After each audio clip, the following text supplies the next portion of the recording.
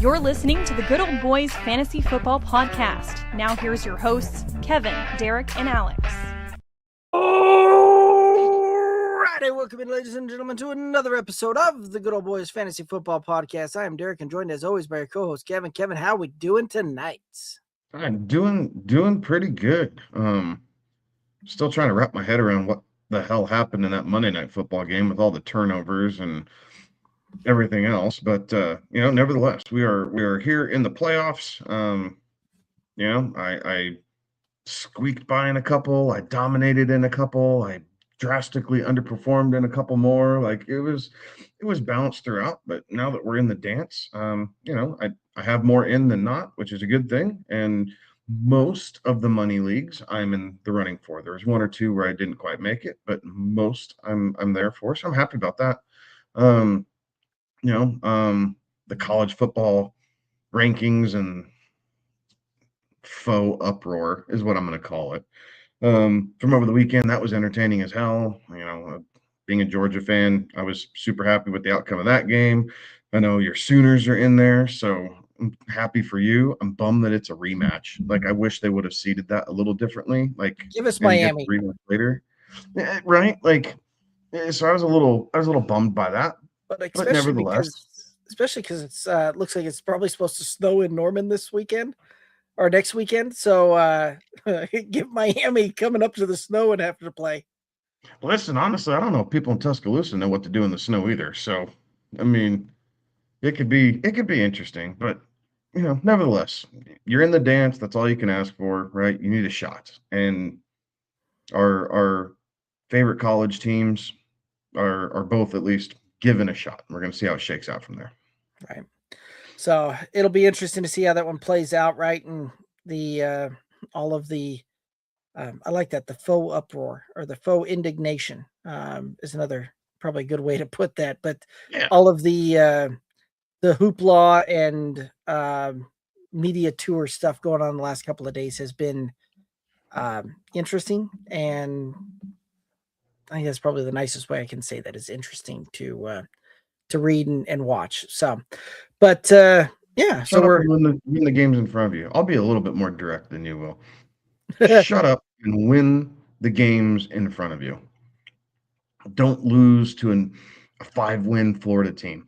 Don't drop the 2 games that you have against top 10 competition at the beginning of the season. Like, don't cry because you decided not to join a conference. Like, don't just stop it. Right. By the way, if you had been in that conference, you might have been playing in the conference championship game and might have been able to find a way to get there, right? Like, right. But it is what it is. And then I think Duke winning that conference championship certainly threw things in a tizzy. Oh yeah. That was one of the things that certainly upset the apple cart, it seemed like. I tell you what, watching that, I really wasn't watching that game, if I'm honest. Like, I was really watching IU and Ohio State. That game just happened to still be on, so I flipped it back and watched the end. When Virginia tied it up at the very end, who was I talking to? I think I was on the phone with my mom. I'm on the phone, I'm going, holy shit. Like, I can't believe he caught that ball. Thinking, okay, like, he's got this. And then, obviously, Duke went right down and scored the first there in overtime. Why? I don't understand the play. I don't understand the play that Virginia decided to run. Like, play like, I don't know. It was forced. It was clunky. It was just a really ugly play for the very first play of overtime. Right. So I don't know. Like, you have to get 7. You have 4 downs to do it. That's why you want to go second in these overtime situations. And there you go. I guess I don't remember how the coin flip went. Is it Duke that won and they wanted to go first, or was it Virginia that won and they offered? And that's what I don't remember. Yeah, I can't remember either. Because if Virginia won the coin flip and offered to go second, that was a mistake. You had a deflated defense who just gave up the game-tying touchdown. Like, you should have pounced on a team that was a little demoralized at the moment, and instead you gave everybody a chance to rally. But neither here nor there. But yes, Duke screwed it up because if Virginia gets in, they win, they get in. No James Madison, and then a lot of this conversation's for naught. Right. So very true. But anyway, no, we've talked. We probably switch gears over to the NFL. Right, pretty interesting week with the NFL side of things as well. The Chiefs are 6-7, and on the very much on the outside looking in, needing a lot of help and to win out to make it there. Yeah, first time being under 500, 13 games or more into the regular season since 2012. 2013. So, heck of a streak. I mean, it's a heck of a run, right? And they have run the AFC West, and I was watching Skip Bayless, and I understand that a lot of, he's kind of like oh shoot, what's his name? The guy he did Stephen the morning show with, Stephen A. He's kind of like that, right? Like, it's clicks, it's bombastic, it's over the top, like. But he did have a good point. When did the memo go out that Patrick Mahomes was never allowed to be criticized? Ever. Because we criticize everybody else at some point in time. But we refuse to criticize Patrick Mahomes. And he's kind of right. Like, Mahomes is extremely inaccurate. Like, he's holding on to the ball too long and trying to make everything off schedule and everything. And I know you and I talked a little about off schedule and on schedule. I think it was last week. Yeah, it was Pre-show. last week or the week before as well. Yeah, we were talking about that. And we understand that Mahomes does do a lot of that. But at the same time, it's not working this season. So maybe you do try and run some more on schedule routes and see if we can get a couple more quick slants or a couple more quick outs and just, 3-step and let it rip, right? Just real quick stuff to get him set. And it ain't happening. And the 4-leaf clover that resided in Kansas City has moved on to somewhere else. But it is no longer in Kansas City. They are struggling mightily. Right. Well, it's very much one of those that, traditionally speaking, if a team does really well in one-loss games in 1 year, the following year they usually struggle. Right? Don't say that, because that's the Broncos next year. Well, you saw that the year before where the Broncos struggled a bit in one-score games the previous year, right? Last year. This year, we're seeing the turnaround here, right? The Chiefs happen to have like 2 years in a row where they had really good luck in 2-score games, and that just seems to have reversed itself, right? Minnesota is seeing something very similar this year, right? They were exceptionally good last year in 1-score games, and now not, right? Like, it is with the parity of the NFL these days.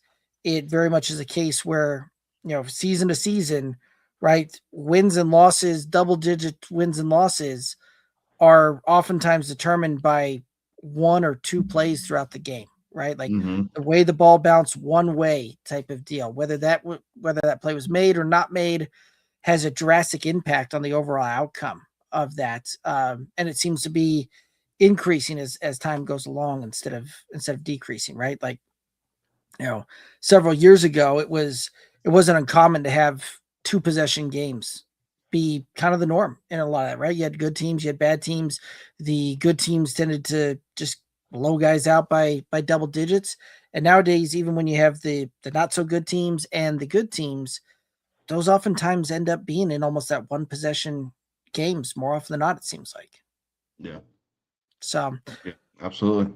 Right. And yeah, but yeah, it was a couple weeks ago we were talking about that, and with the off schedule and all of that. And quite frankly, anybody out, we were talking about it as to some of these organizations that like to try and say, oh, well, the quarterback's not playing on schedule, and that's the reason that we're winning or we're not winning games, and we can't get anything going, and the offense looks better with the backup in here or whatever, right?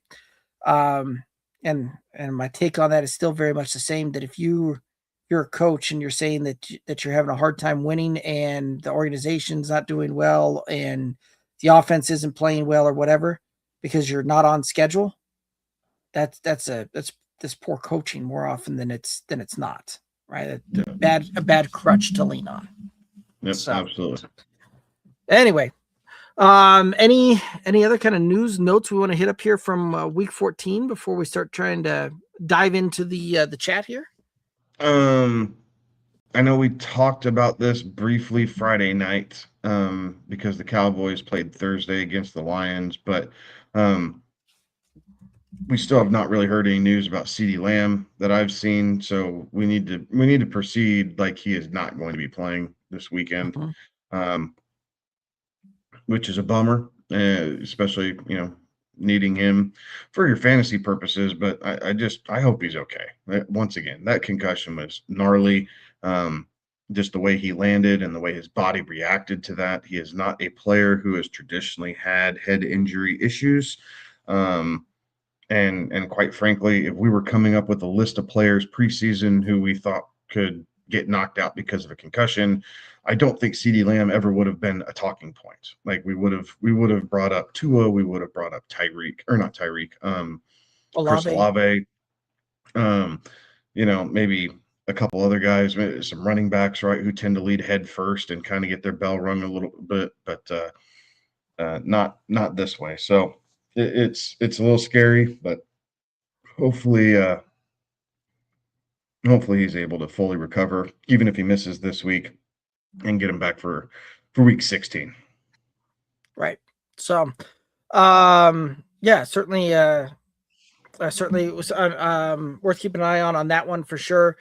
Drake London was I didn't see the report today, but I know yesterday was an estimated did not practice, which not a good thing when you're looking at a potentially short week there and what that may look like. So that may be one that you're likely going to have to pivot on. Yeah, borderline rip for Drake London this season, right? It's just the Falcons are quickly just have nothing to fight for. A lot of, whether it's injuries, a lot of bad luck on top of the injuries, it's not adding up to forcing London or asking London to come back as soon as possible. This is more so, well, he's clearly our wide receiver of the future for the franchise. So why waste it and take more tread off those tires, even if he's close this season? Like, it's just not, it's quickly getting to the point of it's not worth it. Right. Also, some of that playing out there as well with Garrett Wilson. That was one of those that may have returned here for the week 15, but we'll see on this one, right? Still not a whole lot of updates on that one as well. So worth keeping an eye on there. Any other injury notes that I'm missing here? Jerome Ford went on IR for the Browns. It's not necessarily massive news. Dylan Sampson was already kind of playing ahead of him, but the little bit of run that Ford was getting, you can assume that Sampson's probably going to absorb a little bit more of that than Judkins with the way this season's going. So, again, it's kind of a desperation move, but if you're dying for running back help, it's a possibility. Right. Daniel Jones, obviously. Daniel Jones, that was another non-contact Achilles injury on his non-broken leg. That was crazy. That was unfortunate to see, and very much the case, right? You knew when he stepped, you could see it roll up his leg. That was bad. Consequently, the Colts have signed Phillip Rivers to their practice squad after being retired for the last 5 seasons. Right. So that's interesting because Riley Leonard's banged up. Richardson's still on IR. So sorry, Colts. You had a great run, and it is coming crashing down here at the end of the season. So what it also does is it potentially messes with Tyler Warren, Michael Pittman, Alec Pierce, guys who we've been putting into our lineups. And so I think it's even going to affect Jonathan Taylor. right? Now teams are going to stack the box. It doesn't matter who's playing quarterback now. We're going to throw 8, 9 guys in the box. You go ahead and try and beat us. Like we'll play man coverage and do a couple exotic blitzes on second down to get you to third and long, so that way you really can't hurt us.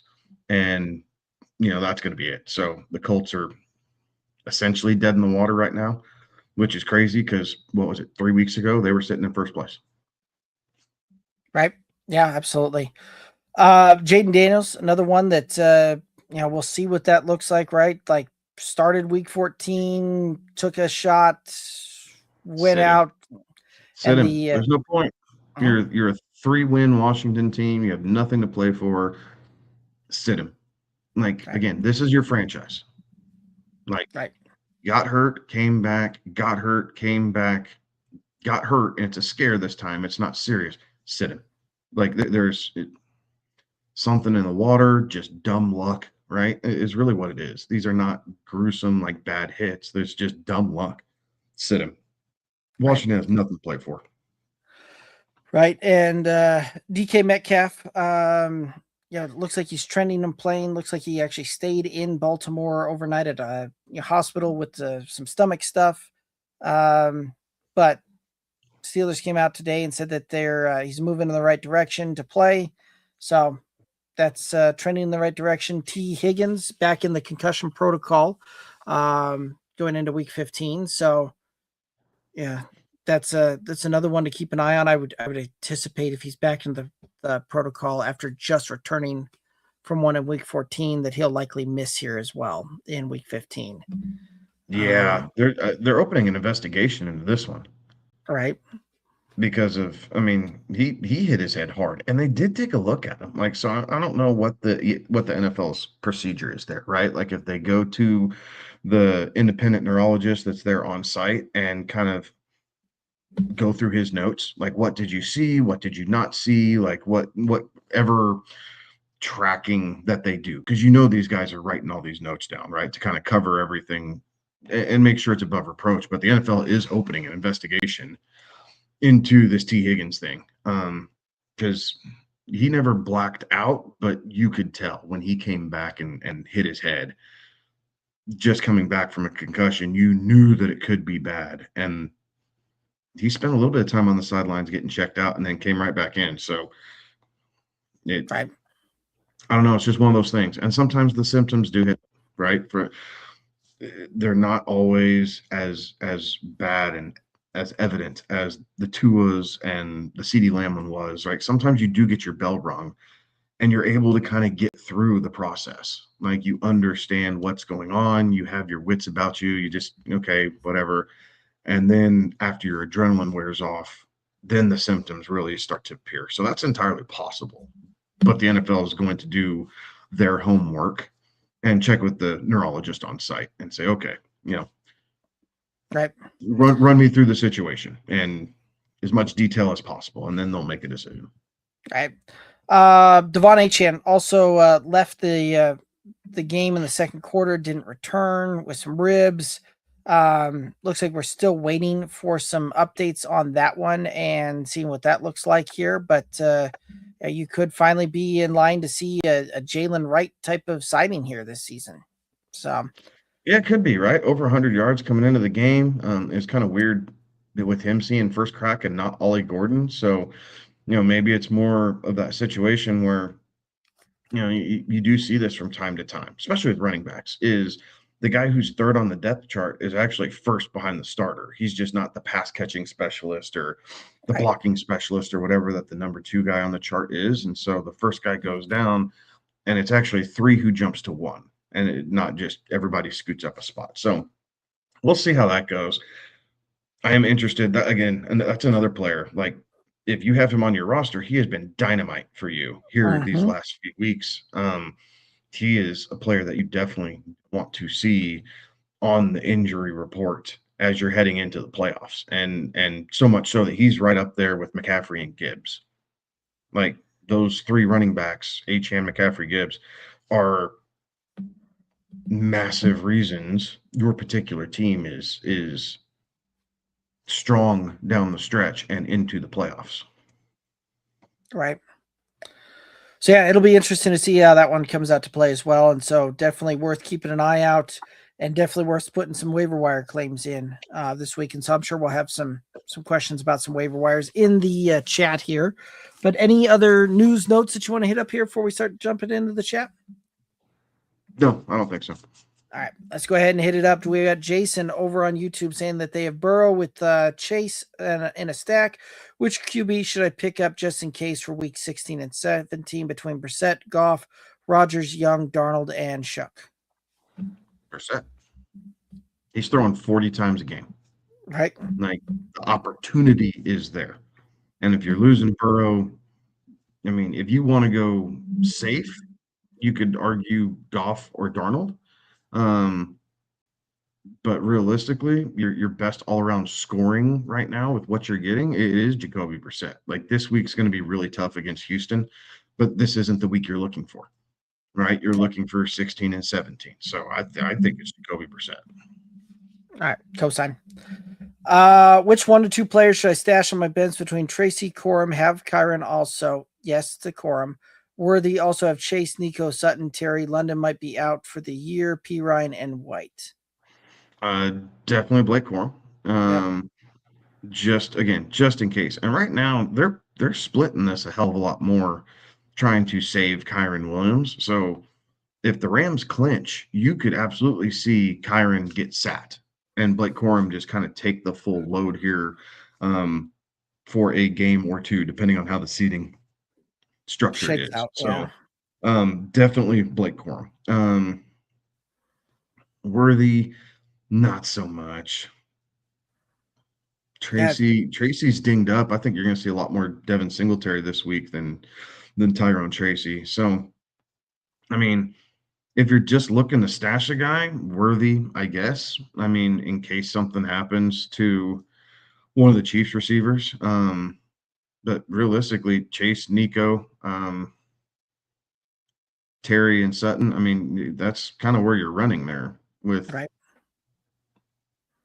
with where you're going. So if anything, you could drop Rashad White if you need to and pick up Xavier Worthy, and I wouldn't blame you for it. Right. Yeah, Blake Corum's the only one that I'm looking to stash on that one there.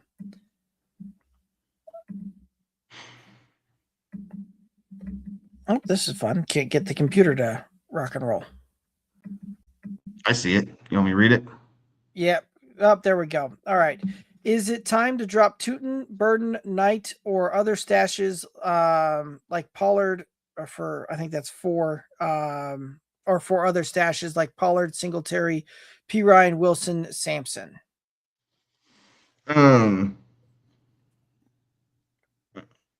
You could drop Tootin and Knight if you wanted to, and pick up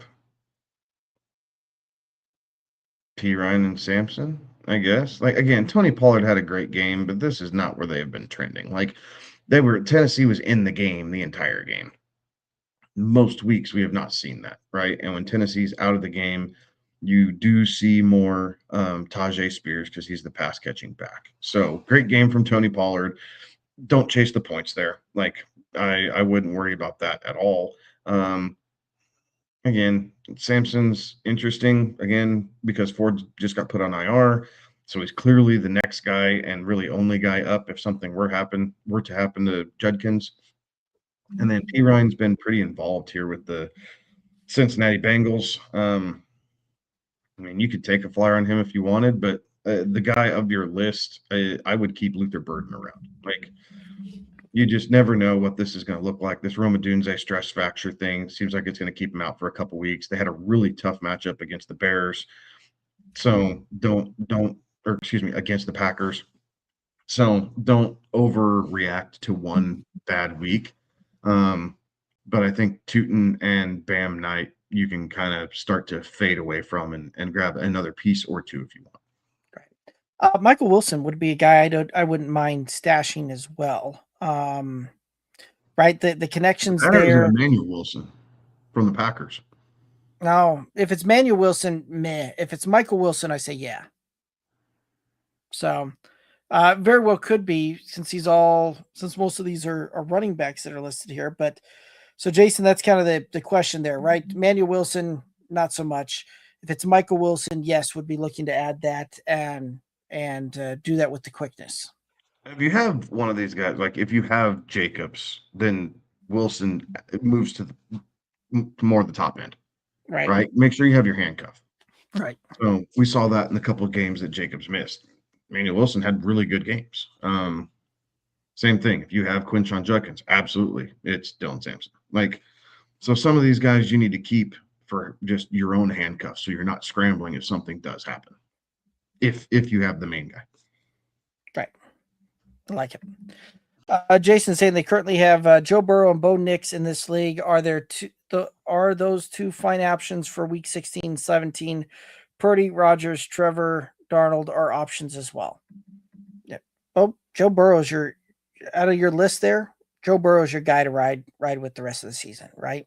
Yeah, and I'd keep Knicks around too. Like, I don't think they're going to run away for this 1 seed, and they still have Chargers. They still have the Chiefs again. So they're going to be in it, and a lot of times what you want in week 16 and 17 are teams that are really still fighting for things, because it keeps their game script in. Mm-hmm.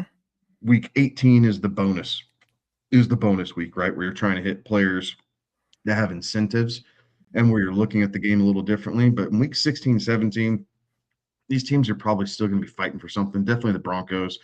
There's a possibility, right? If the Bengals can rattle off some wins, they'll need a lot of help. But in week 16, 17, they could technically still be playing for things.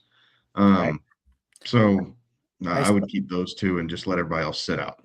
Right. The Bengals have not been eliminated yet. They still have from some of the calculators I've seen, roughly a 1% chance to make the playoffs, right? But so you're saying there's a chance. All righty. Yeah. As bad as Baltimore's been, Pittsburgh's been up and down. I mean, they still have a chance in the division, right? That is their chance. It's the division. So until a team clinches the NFC North, or excuse me, the AFC North, Cincinnati's in it. Right. Which is crazy to think about, that they would manage to still be in it at this point, but crazy things. Jason saying, looking at week 16 defense, I see our Chiefs versus Saints, Bills versus Browns, and Saints versus Jets. Which defense is best for that week? Unless people drop defenses before week 16, then they'll have some other options. It's the Chiefs. Right.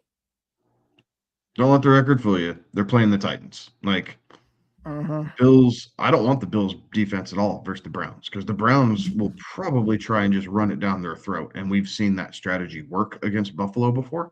Right. This season. So I wouldn't do that.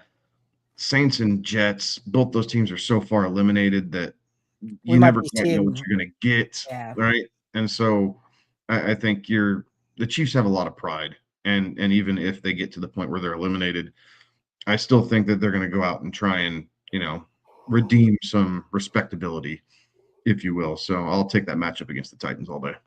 Right. Yeah, I would as well. Same thing, right, with the Saints and Jets. You might see third stringers out there. Like, this might be very much we're seeing what we've got, and that way we know what we're addressing here in the off season, draft picks and free agents. So yeah, that's a no thanks. But I do like that call on the Chiefs. Nate over on YouTube saying, yo, start Kelsey or Fannin this week. This is actually a lot closer than what I ever imagined it being. So I think Fannin has more upside than Travis Kelce does. And I think Shedeur Sanders really likes targeting Fannin. So I think that's your start this week, right? Like, yes, I think there's some areas where, Kelsey's going to lock down at practice and try and redeem from a really bad game this past week, and that all that hoopla, whatever. But like, take the young combo this week, I think, because I think it'll actually pay off between Sanders and Fannin over what Kelsey's going to do for the Chiefs. Right. Yeah, I would agree. I do think that this one's probably point, that they probably get to within about a point if I'm projecting that out, and you're kind of looking at the projecting side of that. But I think Fannin very well could get top 5 tight end this week. Wouldn't surprise me if we look up and he has another just really good performance there. Any other thoughts on this one? No, I think you and I are in lockstep there. All right. The Frogs over on YouTube. Dak, Purdy, Kyron, Harvey, Hendy. That's a lot of names that just end in E on that with the Y. Anyway, sorry. Rico, Woody, Swift, Magungai, Lamb, Mbuka, Tet, Jamo, Loveland, Henry. Oh, there's the question. Need 1 QB, 2 running backs, 2 wide receivers, 1 tight end, 1 flex. So it's at this point I'm just riding with Dak on just about any format out there. Short of Josh Allen, maybe Drake May, Matthew Stafford. Like it's Dak, and I'm riding with that week in, week out. Yeah, at home against Minnesota, I think that's right. Oh, gracious. So I would play, as crazy as it is, you're going to have to go 3 running backs, right? Like you just don't have, I don't like Lamb, or Lamb's probably out, and Buka's really been struggling. Like, so I think you're playing Tet and Jamo. Tet, at least Tet. Like that's my set for the one set for the wide receiver. So for the running back side, I think you're going Henderson, Woody, and you like Harvey or Swift? The Woody surprises me a little bit. Whoa, against the Cardinals? Hell yes. Fair enough. There's no Nick Chubb. Joe Mixon ain't coming back to save the Texans. Like Woody's going to get all of it. I think he sees 20 plus touches in this game. Fair enough. Hendy for sure, right, against Buffalo. So I like the Hendy call there. I do like the Harvey call. Yeah, all right, you talked me into it. I like both the running backs in Chicago if I've only got one to pick from, but the dual-headed monster that they're running, that seems like a really good opportunity to pick the wrong guy in there. So, so you'd rather have Harvey than Swift this week? Yeah, I think I would lean that way. I think I would lean on the Harvey side. Okay, so Harvey, Henderson, and Woody. And then we have Mbuka. I mean, yeah, Tet's the for sure smash on that one. I don't think we're going to see CeeDee Lamb this week. I don't think so either. I think based off of this, I think Mbuka is at least going to see the targets. Right. That's the problem with Jamo. Jamo can go off, but Mbuka is going to at least see the targets. Right. And then Detroit's got the Rams, and the Rams have been just really good on both sides of the ball. So yeah. And I think I'm going to play Loveland over Henry. Okay. Yeah, I could see that. And I would agree with the Mbuka side as well, right? They've got Atlanta. I think Atlanta's all but decided to start booking off-season vacations at this point. And I would lean on the Loveland side as well. Yeah, I like that. Okay. Sounds like we're set. Any other thoughts on this one? Nope. I guess real quick, I'll mention the reason I'm not looking at Rico right now is because Chuba Hubbard is kind of taken over the number 1 duties again in Carolina. So he's just been running a little bit better, which it's a good problem to have if you're Carolina. It sucks as a fantasy owner. Right. Because Chuba, and then it was clearly Rico, and now it's back to Chuba. So that's why I didn't even consider him. So I like it. Frosty saying, yo, Dart Purdy or Love for the playoffs? So Dart has the easiest schedule. Yes. Purdy and Love are the ones who are going to be in the playoff hunt fighting for things. I like Purdy's schedule so Purdy goes Tennessee, Indiana, Chicago, right? Chicago's been giving things up through the air. Indiana, who knows what this team's going to look like next week, right? Like they are kind of in that implosion train. And with Sauce being out. Right. Yeah, exactly. Like, And I think Tennessee this week, I Purdy. really like that one. Love. Yeah. No thanks on the Love side, right? Like you've got Denver, Chicago, Baltimore. So Denver's going to be a fit matchup for them this week, especially in Denver. Chicago, we could see a pretty good showing there from him. But that Baltimore game depends on what Baltimore team you're facing, right? If they're and where they're at on their playoff journey there as well. So Love's the third option for me on that. I think I'm going Purdy. Yeah, Dart's rest of the season schedule is awfully juicy with Washington, Minnesota, and Vegas. But his problem is he's one hit away from being on the sideline the rest of the season. Right? I appreciate the fact he likes to ball out, but it just I don't. Right. I don't know. No, I don't want to trust it. I'd rather see Purdy in my lineup. Yeah, and I think realistically, when you're looking at it between Purdy and Dart, you're talking kind of back to back anyway. Like rest of season scorings on weeks 15, 16, 17. These guys are probably separated out by 2, maybe 3 points rest of season, as far as kind of projecting that out and what that looks like. So I'll take Purdy. I feel safe. I feel like that's a little bit safer option in my roster week in, week out. Yeah. Let's get it over on YouTube saying, what's up, fellas? Half point PPR, Marks or Hendy, and Bears or Broncos? It's a heck of a decision between Woody Marks and Henderson. So Henderson has the side. Henderson has the upside. Right. So he's super explosive. The Bills, as we've stated, are not great against the run, but it is a weird divisional matchup, and sometimes those games get a little funky. Woody Marks and the Texans are not playing in the conference even. They get the Cardinals this week. And defensively, the Cardinals have kind of become a wet paper bag.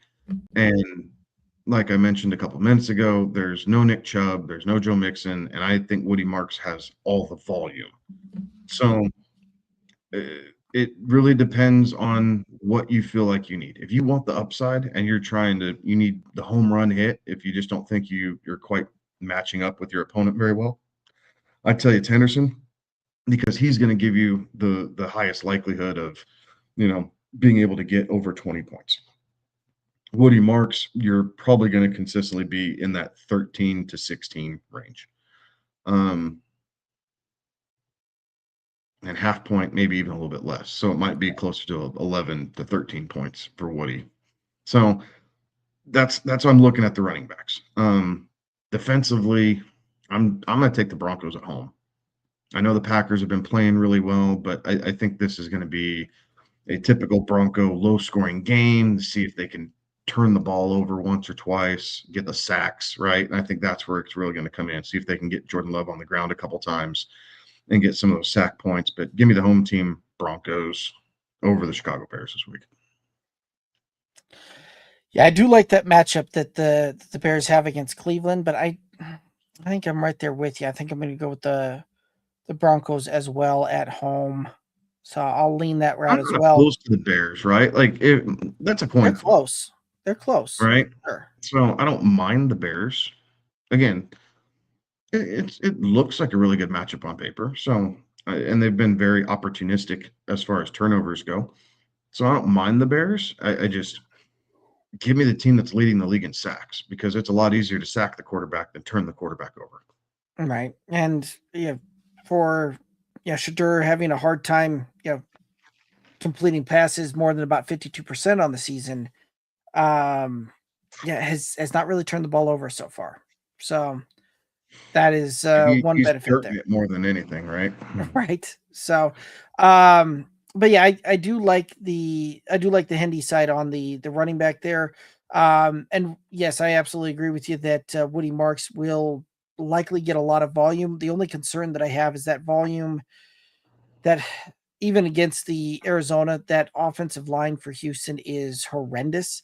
And it wouldn't surprise me if we see Woody Marks get 20 carries and not even get to 3 yards an average on that one. So you're starting him. You may very well see a 20 carries for 60 yards type of thing, and maybe gets into the end zone. I think that New England has a better chance of, and that game has a better chance of getting a little higher scoring with New England and Buffalo, and I like Henderson's opportunity to fall into the end zone more. So that's where I'm leaning on the Hendy side there. Any other thoughts on this one? Nope. All right. Also need one wide receiver alongside Myers, Brian Thomas Jr., Marvin Harrison Jr., Flournoy, Judy, or Mechie. Would you have thought, 15 weeks ago when we were starting out the season that you would have any other names alongside that with Brian Thomas Jr., Marvin Harrison Jr., these other names into a start-sit decision? No, I mean maybe Myers is like a flex play, maybe, right? Yeah. Just to kind of depend on how the Raiders were playing before the trade, obviously. But this one's tough, and I'll tell you right now, to me, it's clearly Brian Thomas, and I know that sounds crazy to start both receivers from the same team. And Derek and I have talked about this. We typically don't like to do it. At However, all, but the Cardinals are going up against the Texans, who are allowing less than 190 yards on average to opposing quarterbacks. So it is going to be a lot of short dump offs. Hopefully, Trey McBride can get there for those owners who have Trey McBride. But it's going to be a really tough matchup for the Cardinals this week. So I don't want any part of that passing game. Flournoy is super interesting because he does just kind of seem to get open at times for Dak. But that matchup against Minnesota, like Minnesota's just good enough defensively that could cause a little bit of a problem. Like you could see him getting 50 to 60 yards, right? And the Cowboys just try and revamp the early season success of letting Pickens go buck wild with CeeDee Lamb out. So that one's interesting. I don't want any part of Judy. Mechie is a Hail Mary throw. So I think I'm going Myers and Brian Thomas this week. This is the best overall matchup. Myers and Brian Thomas, you're both guaranteed to see 6 to 7 targets apiece, which is probably more than anybody else on this list this week. Right. It's Woof. Yeah, I'm tending to agree with you here, and I really am never a fan of in a redraft in a dynasty like starting two of the guys from the same, two wide receivers or two running backs from the same team, right? Like that's just too much capital invested into one ecosystem, so to speak, there, right? Like I just don't want to do it, but I don't know that you can trust Marvin Harrison Jr. this week, right? Like missed the 2 games, came back, missed last week. Like, this is and with this one here too, right? Is this one of those we start seeing Arizona start shutting guys down here? Right? Very well could be. I just don't know that I want any part of Cleveland's passing attack that isn't named Harold Fannin. If you really want to go somewhere else, you could look at a Judy, but that'd be the only other one that I'd kind of look at, and I don't feel. I think Judy's only has like 3 targets. Like Shadur's not looking at him. That's true. Mechie's has been interesting just from the standpoint that he's been getting targets, right? He's 7 targets, 8 targets, 8 targets the last 3 games. Well, who's playing quarterback? That's the problem, right? They he's gotten some good looks over the last few weeks, but you also may have Garrett Wilson coming back. At this point, that also kind of, man, I'm trying to find any way to like talk myself into any option besides But it's Myers. not. But we know. I think we know Tyrod's out. We don't know if Fields is actually going to get the start or if they're going to skip over him. Like this quarterback room is almost as bad, if not worse, than the Colts right now. True. Like at least Trevor Lawrence is the actual starter. Well, fair. Yeah, we could see Brady Cook come into be the guy there. So yeah, woof. All right. Like, it's Yeah. not pretty, but it's the best. It's the best advice I can give is you start your Jaguars wide receivers. Yeah. And let's get it. I was trying to find any other way to talk myself into any other option there, and I can't do it. I can't do it. So yep, co-sign with you.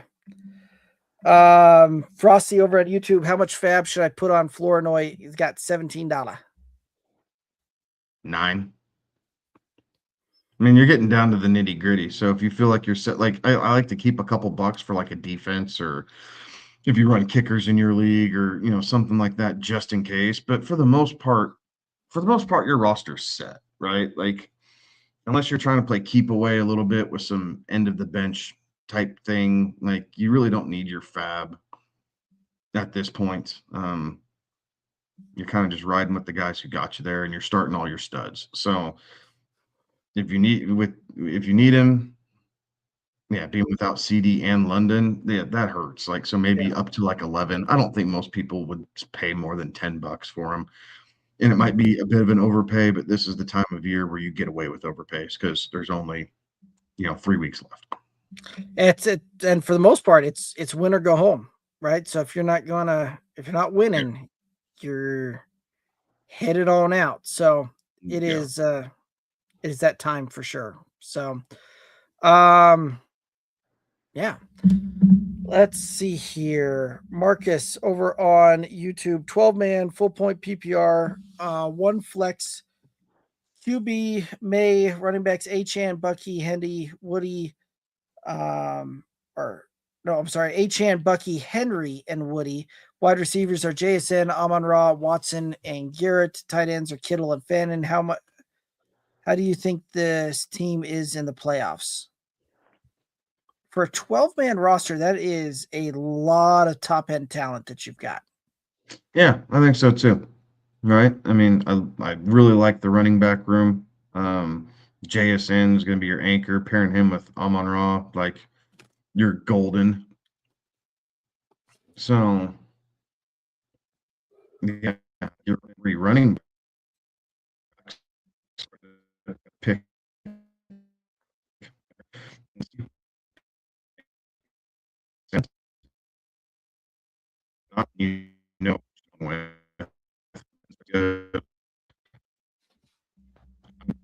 Week.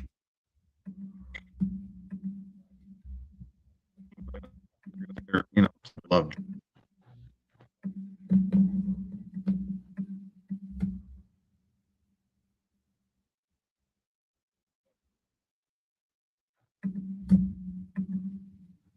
So maybe having some technical difficulties there. But yeah, with that, I really like that running back room, really like the wide receivers on that. I think you've got a great shot and able to try and bring something home here down the stretch and try and bring home the trophy at the end of the season. So any other thoughts on that one?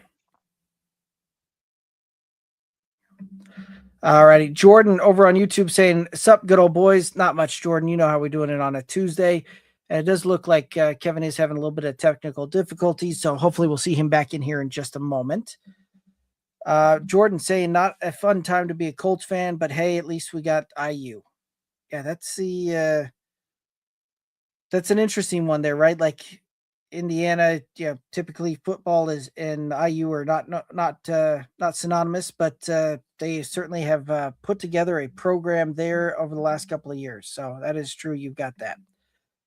Michael over on YouTube, first round, but drafted Jaden Daniels, traded for Stafford week 7, kept Daniels on bench IR. Want to drop Daniels for second defense, Lions, Rams, Saints. I have Tampa now or anyone else. So it looks like we've got Kevin back. It looks like some of those technical difficulties sorted. So that's good to see. Damn hotel Wi-Fi. Thoughts on this one here, right? So it's a first round, drafted Jaden Daniels, traded for Stafford in week 7. Daniels been riding the IR and bench.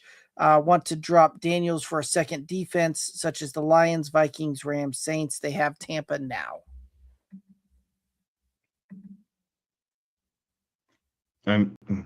I'd rather have Daniels and Stafford than a second defense.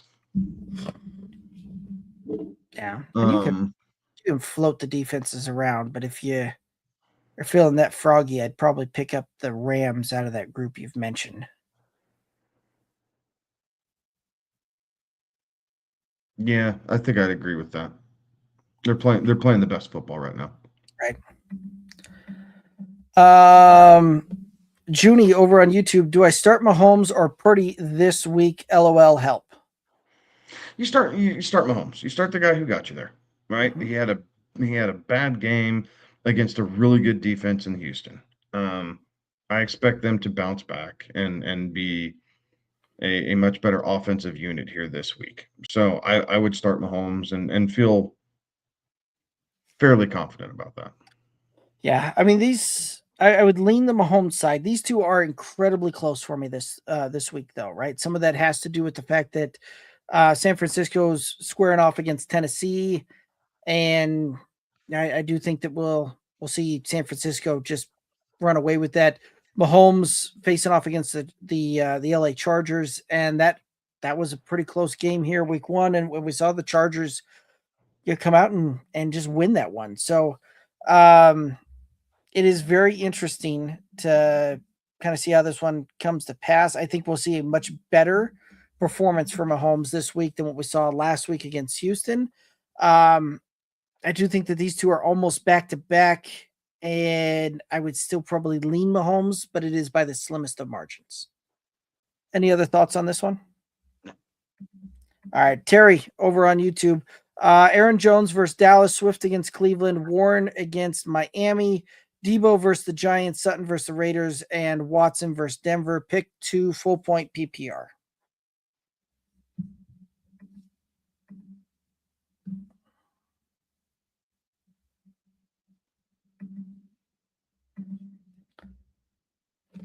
We a week off? Sutton played the Raiders last week. Yeah, because it's off. It's just that Broncos game. Yes, because Sutton will be playing Green Bay this week. 2 running backs and a flex, so it's pick 2, an RB2 and a flex. It sounds like. So the 2 running backs, then I would go Swift and Warren. Okay. Like I just Aaron Jones is a little dinged up. I think we're going to see a lot more Mason Taylor. So that's why I'm doing that. Obviously, Cleveland just gave it up to Tony Pollard of all people. So that was a little interesting. I think it's going to be a little bit tougher for the Bears, but I would start Swift and Warren in that aspect. So then for the flex, I think I'm going Debo, right? Mariota had some chemistry with Debo, and now that he's more than likely going to get thrust back in there, or we should get thrust back in there. On top of the fact that the Giants are a much easier defensive unit, I think I'd rather go Debo. Watson has been really hot. I don't know that Surtain's going to blanket Christian Watson, but again, that Denver defense again is very good. So I think your opportunity is going to be rather limited. And then Sutton, I think, is just half a step behind Debo. Yeah, I think all 3 of those wide receivers are incredibly close together. Wouldn't surprise me if these guys are kind of within a point of each other. I would lean the Debo side as well. 1, the matchup. 2, the chemistry between him and Mariota has looked really good. So I certainly don't mind that pick, and that's where I would lean as well. Trone over on YouTube saying currently have the Rams defense who play the Lions and Seahawks up next. Would you drop the Rams for the Jags versus the Jets? It's a good one there, right? So you got the Rams and you've got the squaring off against the Lions, Seahawks, and I've got the Jags and the Jets. Okay, let's take a look at this. This week against Detroit is a rough matchup there. The Rams have been playing very, very good. Jacksonville's been a hot team lately. So I think I would rather play the Jags versus the Jets this week. As far as rest of season, though, I would rather have the Rams than the Jags rest of season. I do think that we'll let's look into that a little bit more. So with the Rams, you're finishing that off with Detroit, Seattle, Atlanta, that week 17 matchup for the Rams, super juicy, right? Jacksonville gets the better game this week with the Jets, but then they finish it off with Denver and Denver and Indianapolis. So that Indianapolis matchup may also look juicy in week 17 as well, but some of that will depend upon who in the world they find to play quarterback and what that looks like here over the next couple of weeks. But for week 15, I'd rather play the Jags defense over the Jags defense versus the Jets than the Rams versus the Lions. But rest of the season, I would take the Rams defense for that. Any thoughts on this one?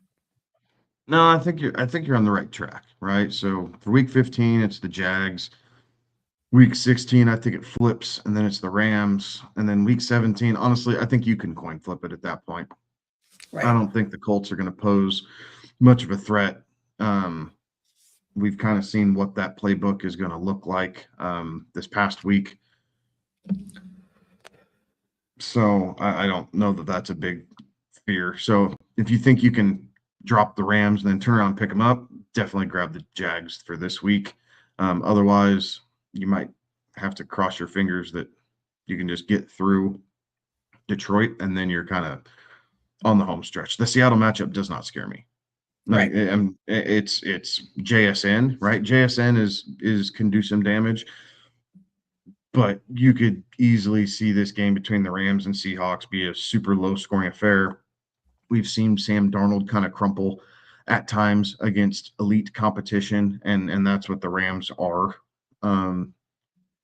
So I think Sam Darnold could be in for one of those bad games next week that we don't like to see. But it's kind of one of those things. So it all depends on your league. If your guys are super active and you drop the Rams and someone else is going to pick them back up, then maybe take a look at your roster and see if there's, a bum running back, Rachaad White. If you have Rachaad White, drop him, pick up a second defense. If you have, who else is on there, right? Like I'd even consider dropping Tyler Algier and picking up a second defense for this week and looking at it like that. Okay, I like it. Ricky over on YouTube saying, "What's up, fellas?" Not much, Ricky. We're doing it live on a Tuesday here. Frosty over on YouTube, Burden, Godwin, Flournoy, pick 2.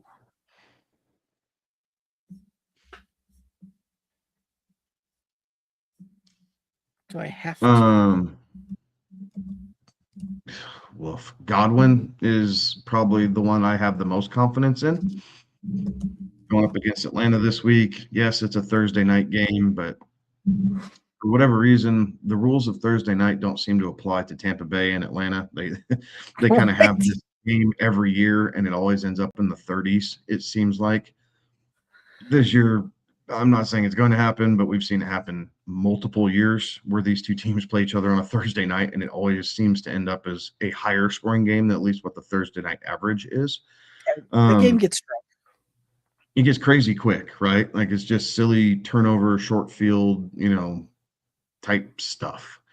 So Flournoy going up against Minnesota, Burden going up against Cleveland. I think for me it's Godwin and Burden, and then Flournoy's up there. But Flournoy, you've got to rely on those 2 or 3 big plays to come through for him to be fantasy relevant for you.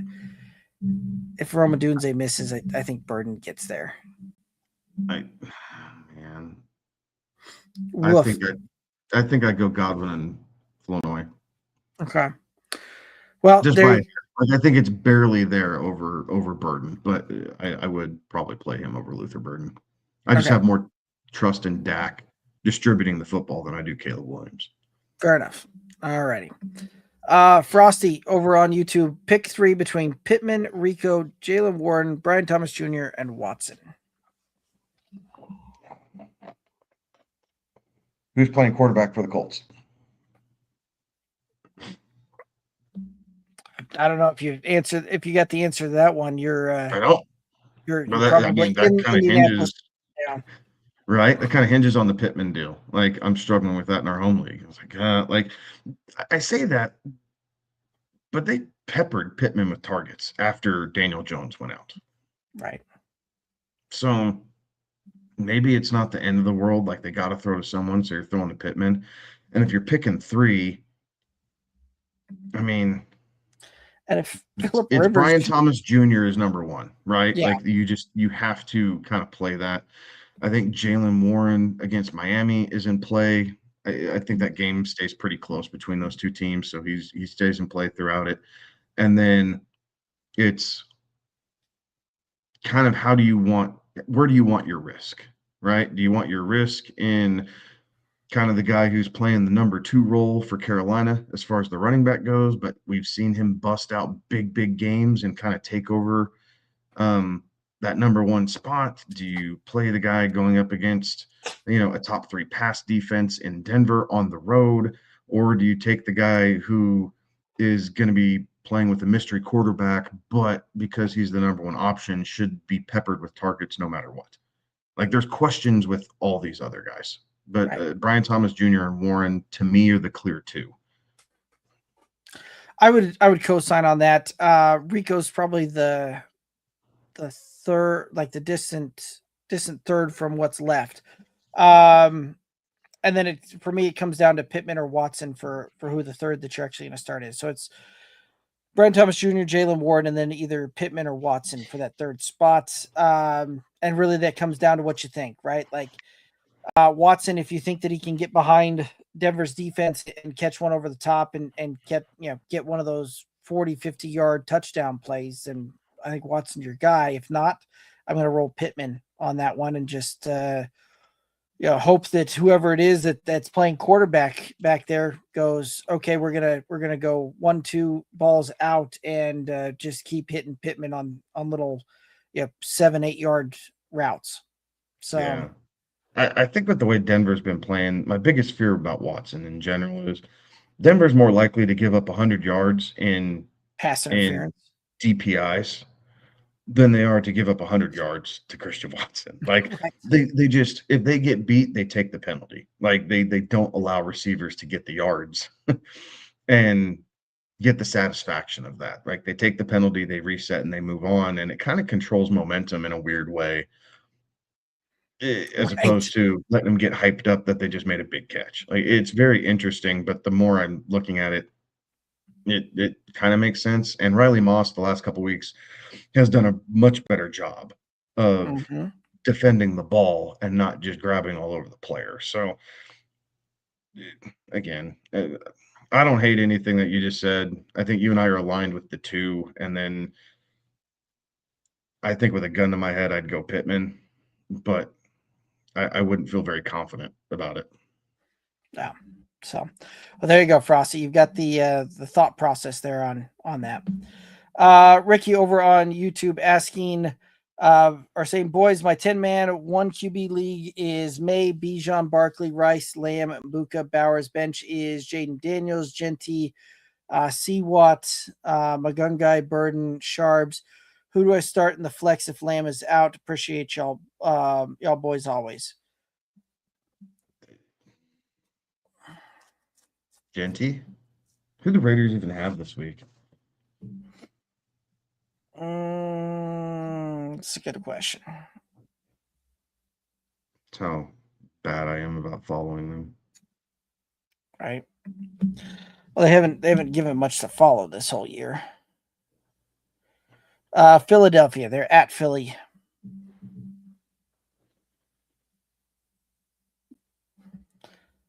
I mean, we keep waiting for Philadelphia to rebound and their defense to figure it out, but they just haven't rebounded and they haven't figured it out yet. So Right. I don't know if that narrative changes. Like, your team is what it is at this point. We are 14 weeks into the regular season. Yes, there's wrinkles that teams haven't seen yet, but the philosophy is Didn't there. change. Yeah. I mean, I would tell you Genty's probably the upside for the running backs. Watson's the upside for the wide receivers. Benungai's kind of the good floor.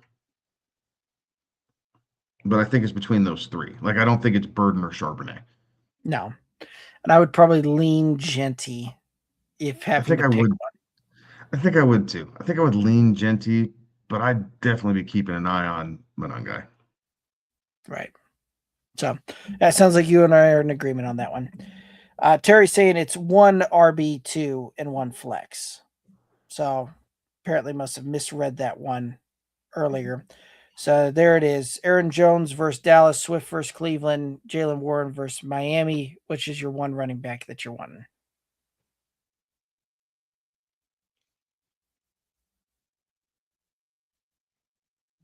Warren?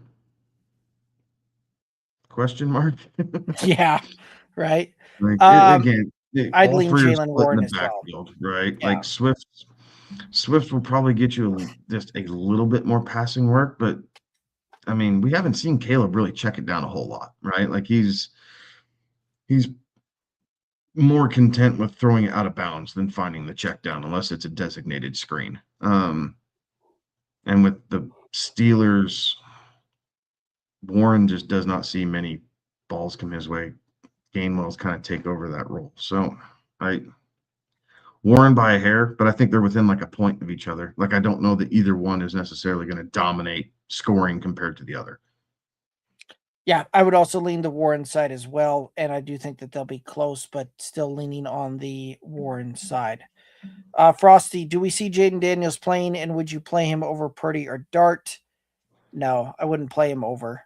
At this point, I don't know what Washington would be doing if they're going to run him out there. So, yeah, I one of those that you're back to Purdy or Dart, and yeah, if you're looking this week, I don't think there's a bad choice between Purdy or Dart in that one. So, any other thoughts on this one? No, I don't think so. Frosty, also, do we know who the Jets QB will be? Is it Brady Cook? Potentially, right? And we don't know. I don't think we'll know until Friday or Saturday. Right. Yeah, I don't know either, right? Because Justin Fields still there. Who knows what they're going to do with that one there, or if they're going to roll with Brady Cook. So if you figure that one out, let us know. But I think Kevin's right. I don't think we'll figure that one out until late in the week, and we'll see what the practices look like and the reports coming out of that. So tune into the Friday show. We may have some answers by then to try and see that. But yeah, I don't feel great about prognostication on that one at this point in the week. So, well, it does look like that's going to take us down here to the end of the chat. Any final questions out or any final thoughts out there for the viewers and listeners? Yeah, good luck, right? You made it this far. Continue the grind. You got essentially 3 more weeks. So good luck to everybody, and hopefully we'll have a little bit more clarity on a couple of these quarterback situations come Friday. that we can help everybody out with. But right now, a couple that are still up in the air. Absolutely. But yeah, that's going to do it for us tonight. Again, we'll be back on the Friday Night Lights, the old bet set snap here, 11 p.m. Eastern Friday. Make sure that you're tuning into that. We'll rock and roll through that. But that's going to do it for us tonight. He's Kevin. I'm Derek. Have a good one. Be safe. Toodaloos.